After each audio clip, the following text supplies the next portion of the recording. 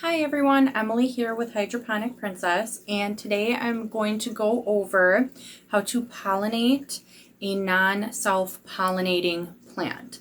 So in my example, I'm going to show my mini love watermelon, but it can be used for any plant that has male and female flowers. Maybe you don't have enough bees or pollinators outside in your area, so you're going to have to do some self-pollination, or maybe like me, you are doing some hydroponic growing in your home. So there are two different ways you can do this.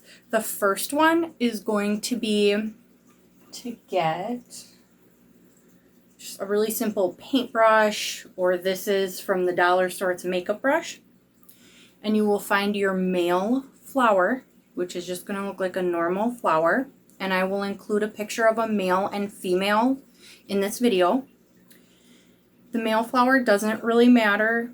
You can rip it off, or you can just, like I said, use this paintbrush, and you're going to paint the inside of the male flower to get the pollen out of it, and then you're going to find your female flower. Your female flower is going to be the flower you want to be careful not to hurt, because that is going to have a small fruit right at the base of the flower. And that's what's going to turn into your watermelon or your cucumber. I have my male flower here,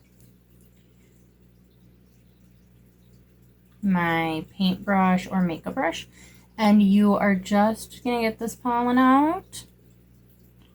And now we have a little female flower right here. You can see that little fruit on it, and you're going to very gently just tap in there. Now you can leave your male flower on your watermelon or your cucumber or your plant, but I just popped it off because it was easier. The other way you can pollinate, pop off your male flower,